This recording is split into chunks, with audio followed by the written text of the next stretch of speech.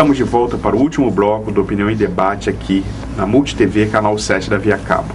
Hoje, eu e Sueli Petrucci estamos tendo o prazer de receber em nossos estúdios o professor e pesquisador da UENF, Fábio Costa, e estamos conversando sobre as condições sanitárias e de higiene do comércio de carne no nosso município. Professor, e os matadouros? Bom, os matadouros aqui em Campos foram muito bons no passado. No passado existia uma produção razoável, que justificava o funcionamento desses matadouros.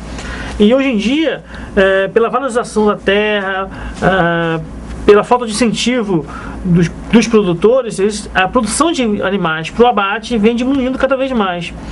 E é muito mais econômico você produzir os animais na região centro-oeste, norte do Brasil, e trazer essa carne congelada ou resfriada para os grandes supermercados, do que você produzir um animal, abater esse animal e fornecer esse animal para o mercado consumidor. Porque já existe uma cadeia no frio, uma cadeia que você consegue abater o animal, transformar esse músculo em carne, em condições adequadas, e transportar essa carne resfriada ou congelada de forma adequada e abastecer esse mercado com essa carne de melhor qualidade. Agora, você produzir um animal na nossa região, que tem uma valorização muito grande da terra, uma especulação imobiliária muito grande, onde o custo de produção, a alimentação desses animais é muito mais cara, então você torna inviável a produção de carne proveniente de animais de melhor qualidade. O que se recomenda? Quando eu falo carne de melhor qualidade, o que eu estou falando? Não a vaca que já está com 8, 10 anos de idade. Que ficou confinadinha, confinada, aquele animal de descarte. Não, animais jovens que são os animais que vão produzir uma carne de melhor qualidade. Vão produzir uma carne mais macia e com valor econômico melhor.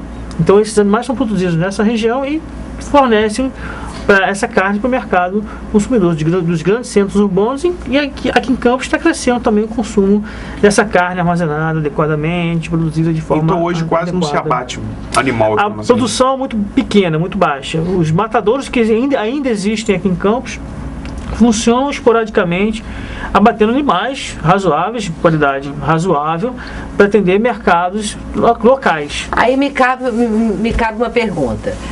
Se nós encontramos esse tipo de situação no mercado, onde a carne está exposta, está sendo manuseada de forma errada, esse frigorífico tem que ser clandestino. Exato, muitas vezes. Para aí, vamos analisar aqui.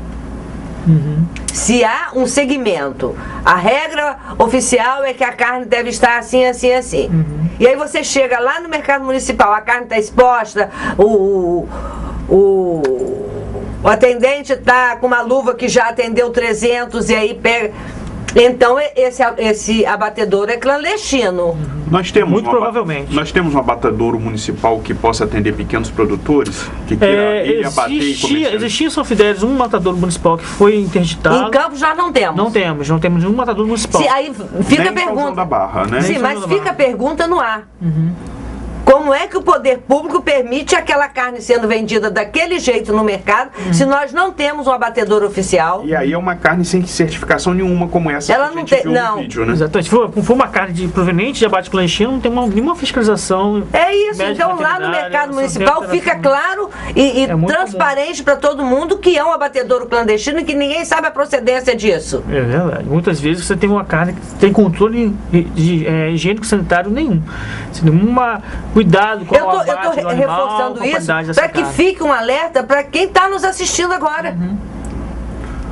E é o papel também, inclusive, da própria vigilância sanitária, é verificar a procedência dessa carne, né? Essa carne tem que ser fiscalizada. Se ela não for embalada a vácuo, ela tem um selo da inspeção municipal, estadual, federal, para garantir a qualidade desse produto. Mas se ela fica lá exposta daquele jeito, tudo indica, vem da onde? E esse selo, muitas vezes, é aquela tinta roxa que a gente vê na carne. Aquela tinta não é contaminante, é uma tinta que não causa nenhuma intoxicação para o consumidor. Certo. E também aquela parte vai ser descartada, aquilo não vai causar grandes prejuízos para o consumidor. E sai com uma certa facilidade também. Sai, mas normalmente o açougueiro retira aquela parte com a tinta e comercializa. Porque às vezes até fica do próprio plástico, não sei, que vaza alguma coisa, fica aquela coisa. Que eu acho ainda não vejo tanto problema como eu vejo. Eu fico apavorada quando vejo a situação do mercado municipal. Os açougues do mercado municipal é uma situação tão gritante, tão absurda, que eu não sei a quem recorrer. Com você como consumidora pode recorrer à vigilância, tem que fazer seu papel de denunciar, divulgar. Eu acho que a principal atitude primeiro é não comprar. Isso. Sim, é a primeira coisa. Também. Porque se tá ali é porque há quem compra. Exatamente. Não tem Exatamente. Existe um mercado. Eu normalmente isso, né? não compro carne em Campos, então, mas me incomoda. É um sério risco de saúde pública, né? Se você não consome, você tem um certo nível de saúde, certo nível de exigência, mas tem muita gente que não tem essa preocupação e está correndo risco de consumir essa carne. A sua formação é na medicina veterinária. Exatamente. O senhor é médico veterinário. Sou médico veterinário. Tirando essas intoxicações que a gente conhece, quais são as principais doenças que pode se adquirir por uma carne que não obedeça a todos esses... Bom, se você não fizer a inspeção adequada dessa carne, você pode ter o risco da cisticercose, tanto bovina quanto suína, que é uma doença popular, parasitária, né? Aquela que acaba causa um problema se alojando no cérebro. Isso, causa cistos, podem se alojar no cérebro, nos olhos. Também por bovino, não é? Bovino também tem. Também tem esse problema. A famosa canjiquinha, né? Muita gente mais antiga, no passado, conhecia a carne com esse cisto chamado de canjiquinha, que são os cistos que davam um aspecto de canjica nessa carne. Tinha essa preferência, esse hábito de consumir. Sim. Então, é uma doença parasitária que pode estar sendo transmitida para o consumidor. Mas esse problema do cisto no homem não é em decorrência do consumo da carne. É em decorrência do quê? Da falta de saneamento básico. Porque o indivíduo sem saneamento básico, os ovos do parasita adulto que o homem abriga, esses ovos caem nas águas, o indivíduo se contamina com a água contaminada ou com o alimento contaminado, com esses ovos, e adquire então a neurocisticercose. Agora, qual o problema de você consumir essa carne com esse cisto? Você vai estar perdurando o ciclo. Você vai continuar mantendo o parasita na população. Esse cisto é visível? É visível. Esse cisto pode se apresentar viável, calcificado, vários aspectos ele pode apresentar, e a inspeção faz essa fiscalização. Que antigamente as pessoas, muitos preferiam essa carne. Como inclusive o senhor falou aqui do fígado manteiga. Manteiga, exatamente. O que é aquele fígado? Esse fígado manteiga é uma doença, uma alteração fisiológica, uma patologia do animal, onde ele vai ter uma esteatose hepática. O que vem a ser isso? Acúmulo de gordura no fígado. Então, o fígado do animal não consegue funcionar adequadamente, ele vai começar... se tivesse cirrose. Exato. É um princípio de cirrose, é uma alteração degenerativa desse fígado que predispõe a uma intoxicação desse fígado. Então, você ao consumir esse fígado, falando fígado manteiga, você vai estar consumindo o fígado intoxicado, um fígado sem a condição adequada de consumo. É um problema sério que você tem ao consumir esse fígado, você vai estar se intoxicando periodicamente ao consumir esse produto. Então essa fiscalização tem que ter um risco, um controle rigoroso, não só dessas doenças, mas também da condição de higiene desses animais, como é que eles são abatidos nesse local. E onde são abatidos? Porque o grande problema do abate clandestino é que você não tem controle nenhum. Nem de higiene, nem da sanidade desses animais. A contaminação é muito grande, muito alta. Então um risco muito sério para o consumidor. Mas que consumidor? Principalmente os extremos. Aquele o jovem consumidor que prefere comprar a carne porque o preço está mais baratinho e não tem fiscalização nenhuma. Não é? Na maioria das vezes... Onde está cheio de criança em volta e ela precisa daquela carne. O problema é a criança, né? O consumidor no seu estado normal de saúde, rígido, ele não vai apresentar nenhum sérios problemas ao consumir essa carne. Agora, o grande problema são as crianças e os idosos que não têm o sistema imunológico ainda bem. Sim.